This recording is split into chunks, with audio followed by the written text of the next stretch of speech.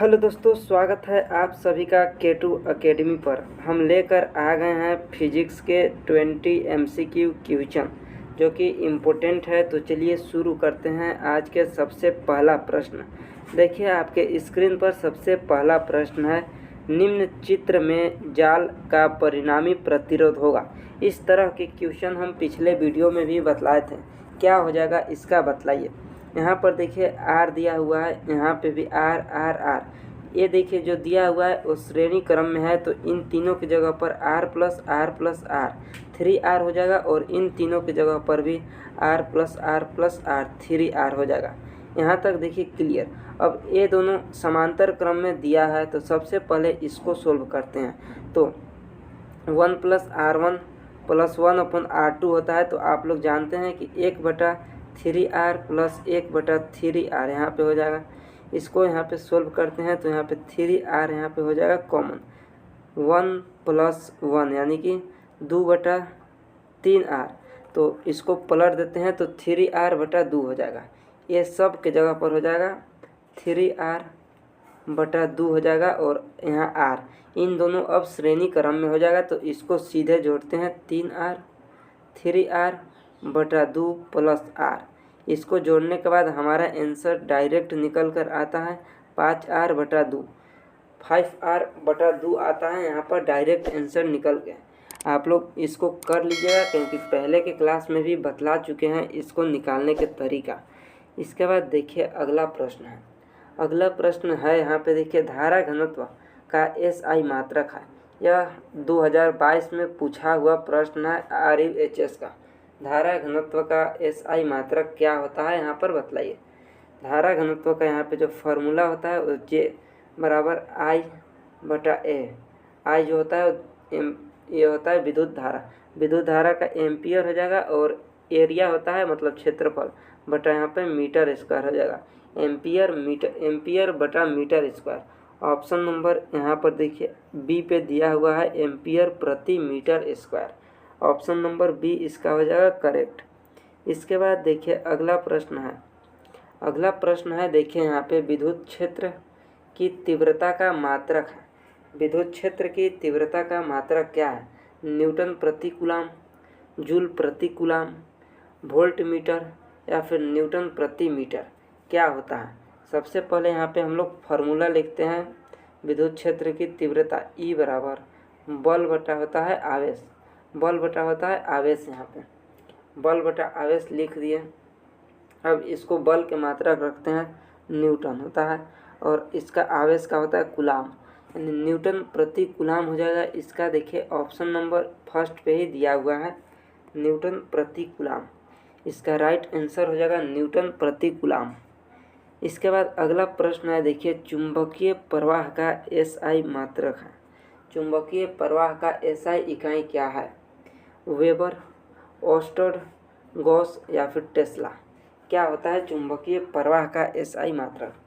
चुंबकीय प्रवाह यानी कि मैग्नेटिक फ्लक्स का SI मात्रक वेबर होता है। वेबर हो जाएगा इसका राइट आंसर। इसके बाद अगला प्रश्न है देखिए यहाँ पे, निम्न में से कौन से पदार्थ से चुंबक नहीं बनाया जा सकता है? निम्न में से कौन से पदार्थ से चुंबक नहीं बनाया जा सकता है? लोहा से, निकिल से, तांबा से या उपरोक्त सभी से? क्या हो जाएगा इसका आंसर? सभी लोग बतलाइए। इसका राइट आंसर हो जाएगा तांबा से। तांबा से विद्युत चुंबक नहीं बनाया जा सकता है। ऑप्शन नंबर सी हो जाएगा राइट इसका। इसके बाद अगला प्रश्न है देखिए, किसी आवेश Q में इलेक्ट्रॉनों की संख्या n होती है। क्या होती है यहाँ पे देखिए, n = QE, E = QN, n = Q/E या फिर n = E/Q। यहाँ पे जो फार्मूला होता है वो Q = NE होता है। Q = NE। विकल्प में कोई नहीं दिया है, यानी कि देखिए n बराबर यहाँ पे हो जाएगा, E को इधर लाते हैं तो Q/E हो जाएगा। n = Q/E। ऑप्शन नंबर देखिए सी पे दिया हुआ है n = Q/E। ऑप्शन नंबर सी हो जाएगा इसका राइट आंसर। इसके बाद देखिए अगला प्रश्न है। अगला प्रश्न देखिए नीट 2023 में पूछा हुआ प्रश्न है, निम्नलिखित परिपथ में प्रदर्शित निकाय की तुल्य धारिता है। क्या हो जाएगा इसको बतलाइए। तुल्य धारिता और यहाँ पे धारिता में अलग ही कॉन्सेप्ट लगता है। समांतर क्रम होता है तो डायरेक्ट जुड़ता है C1 प्लस C2, और श्रेणी क्रम होता है तो उल्टा जुड़ता है 1/C1 प्लस 1/C2, इस तरह से जुड़ता है। तो चलिए इसको हम लोग देखते हैं सॉल्व करके देखते हैं। यहाँ पर देखिए सबसे पहले समांतर क्रम है, इसको जोड़ते हैं तो 1/3, यह उल्टा जुड़ता है इसलिए C1 प्लस C2, 3 और 3 यहाँ पे 6 हो जाता है डायरेक्ट। 6 यहाँ पे इसके जगह पर हो जाएगा 6 माइक्रोफैरड। अब देखिए यहाँ 3 माइक्रोफैरड 6 माइक्रोफैरड, यहाँ पे यह उल्टा जुड़ता है 1/6 प्लस 1/3, इस तरह से यहाँ पे जुड़ता है।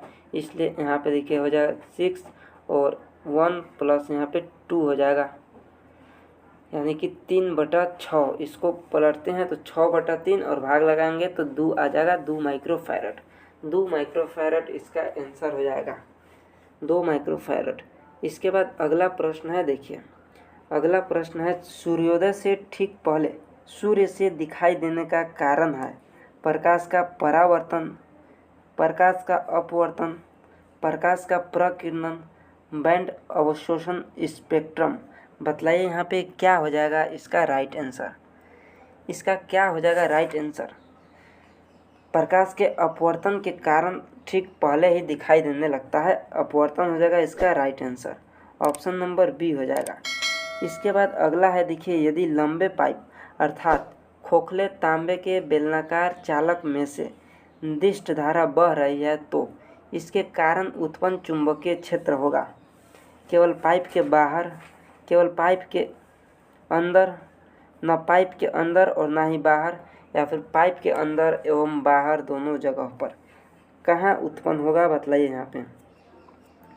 इसका राइट आंसर जो हो जाएगा वो केवल पाइप के बाहर, ऑप्शन नंबर बी, केवल पाइप के बाहर चुंबकीय क्षेत्र होगा। इसके बाद देखिए अगला प्रश्न है यहाँ पर, किसी तार से 20 माइक्रो एम्पियर की धारा 30 सेकंड की धारा प्रवाहित होती है तो कितने आवेश की स्थानांतरण होता है? बतलाइए यहाँ पे कितने आवेश का स्थानांतरण होता है। यहाँ पर देखिए आवेश यहाँ पे Q बराबर होता है I गुना T। I बराबर देखिए दिया हुआ है 20 माइक्रो एम्पियर, तो इसको माइक्रो एम्पियर को एम्पियर में बदलते हैं तो 20 गुना 10⁻⁻6 से गुना करते हैं, गुना समय यहाँ पे 30 सेकंड दिया हुआ है, तो यहाँ पे हो जाएगा 20 गुना 30 करते हैं तो 600 गुना 10⁻⁻6 हो जाएगा। ऑप्शन में देखिए नहीं दिया हुआ है, तो इस 2 जीरो को यहाँ करते हैं 6 गुना 10⁻⁻4 हो जाएगा, क्योंकि यहाँ पे 6 गुना 10⁻2 हो जाएगा और 10⁻6 इसको गुना करेंगे तो 10⁻4 आ जाएगा। 6 गुना 10⁻4 कूलम, ऑप्शन नंबर सी। इसके बाद देखिए अगला प्रश्न है यहाँ पर, एक अवतल दर्पण की फोकस दूरी 50 सेंटीमीटर है, एक वस्तु को कहाँ रखा जाए कि उसका वास्तविक व उल्टा प्रतिबिंब दोगुने आकार का बने? बतलाइए यहाँ पे। ये प्रश्न को कराए थे पहले के क्लास में शायद, बतलाइए क्या हो जाएगा इसका। यहाँ पे F बराबर रखते हैं -50, A बराबर -50 और M आवर्धन बराबर यहाँ पे रखते हैं -2 दिया हुआ है, -2 रखेंगे क्योंकि उल्टा है इसलिए निगेटिव होगा। अब यहाँ पे फॉर्मूला लगाएंगे M बराबर F/F - U। F की जगह -50 रखेंगे और यहाँ पे भी -50 और माइनस यहाँ ई हो जाएगा और M की जगह -2 रखेंगे और यहाँ पे सोल्व करेंगे तो आंसर आ जाएगा आपका -75 आ जाएगा। यहाँ पे पेन नहीं चल रहा है इसलिए सोल्व नहीं करने पा रहे हैं दोस्तों, इसलिए आप लोग इसी फार्मूला पर बना लीजिएगा। M बराबर F/F - U हो जाएगा। F की जगह -50 रखना है और M की जगह पे -2 रखना है। आप लोग सोल्व कीजिएगा तो -75 आएगा, ऑप्शन नंबर ए। पेन नहीं चल रहा है इसलिए सोल्व नहीं करने पा रहे हैं, आप इसको सोल्व कर लीजिएगा एक बार देखकर। सोल्व इसको आप लोग कर लीजिएगा देखकर। इसके बाद देखिए अगला प्रश्न है, कोई बात नहीं पेन नहीं चल रहा है तो आप लोग काम चला लीजिए। निम्न में से ताप बढ़ाने पर किसका प्रतिरोध घटता है? तांबा का, टंगस्टन का, जर्मेनियम का या फिर एल्यूमिनियम का, किसका यहाँ पर बढ़ता है?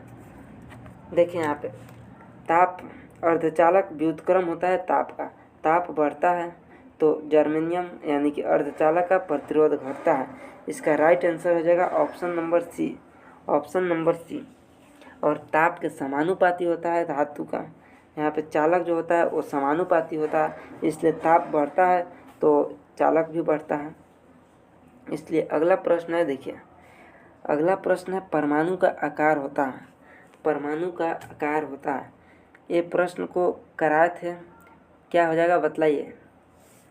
10⁻⁻6 मीटर, 10⁻⁻8 मीटर, 10⁻⁻10 मीटर या 10⁻⁻12 मीटर, क्या हो जाएगा बतलाइए। परमाणु का आकार होता है 10⁻10 मीटर। इसके बाद अगला प्रश्न है, देखिए 4 कूलाम पर यदि 48 न्यूटन का बल लगता है तो विद्युत क्षेत्र की तीव्रता ज्ञात कीजिए। 4 कूलाम पर यदि 48 न्यूटन का बल लगता है तो विद्युत क्षेत्र की तीव्रता यहाँ पे बतलाए थे फार्मूला E बराबर F/Q बतलाए थे। F की जगह पर 48 रखना है और F की जगह 48 रखना है और Q की जगह 4 रखना है। 48/4 करेंगे तो 12 आ जाएगा, 12 न्यूटन पर कूलाम। यहाँ तक क्लियर है। इसके बाद देखिए यहाँ पे अगला प्रश्न है, अगला प्रश्न है, देखिए यहाँ पे निम्नलिखित में से, यहाँ पर देखिए निम्नलिखित में से कौन सी तरंग विद्युत चुंबकीय नहीं है? अल्फा तरंगे, गामा तरंगे, अवरक्त तरंगे या फिर एक्स तरंगे, कौन सी तरंगे विद्युत चुंबकीय तरंगे नहीं है? तो इसका राइट आंसर अल्फा रे हो जाएगा, जो कि विद्युत चुंबकीय तरंगे नहीं है, अल्फा तरंग हो जाएगा। इसके बाद अगला प्रश्न है, देखिए यहाँ पे ए मीटर परिपथ के साथ खाली स्थान में जुड़ा होता है। समांतर, श्रेणी, समांतर और श्रेणी क्रम दोनों या फिर इनमें से कोई नहीं। ए मीटर किसके साथ जुड़ा होता है बताइए। ए मीटर यहाँ पर श्रेणी क्रम, ए मीटर जो है वो श्रेणी क्रम और वोल्ट मीटर समांतर क्रम के साथ जुड़ता है, वोल्ट मीटर और इसके साथ ए मीटर हो जाएगा। इसके बाद अगला प्रश्न है, देखिए वस्तु से बड़ा आभासी प्रतिबिंब बनता है उत्तल दर्पण में, अवतल दर्पण में, समतल दर्पण या इनमें से कोई नहीं। आप जानते होंगे कि उत्तल दर्पण में केवल और केवल छोटा प्रतिबिंब बनता है, समतल दर्पण में बराबर प्रतिबिंब बनता है। तो इसका सिर्फ राइट आंसर होगा वो अवतल दर्पण हो जाएगा, जिसको में बड़ा प्रतिबिंब और छोटा प्रतिबिंब दोनों बनता है। राइट आंसर हो जाएगा ऑप्शन नंबर बी। इसके बाद देखिए अगला प्रश्न है यहाँ पर, अगला प्रश्न है यहाँ पर, देखिए अब तक पाए गए आवेश की न्यूनतम राशि क्या है? इसको आपको कमेंट बॉक्स में आंसर देना है।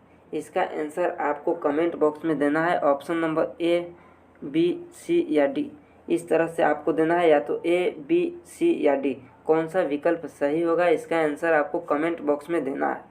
इसके बाद देखिए अगला प्रश्न है, अगला प्रश्न है उत्तल लेंस की फोकल लंबाई 50 सेंटीमीटर है और इसकी शक्ति की गणना कीजिए। इसकी शक्ति की क्या होगा गणना करना है बतलाइए।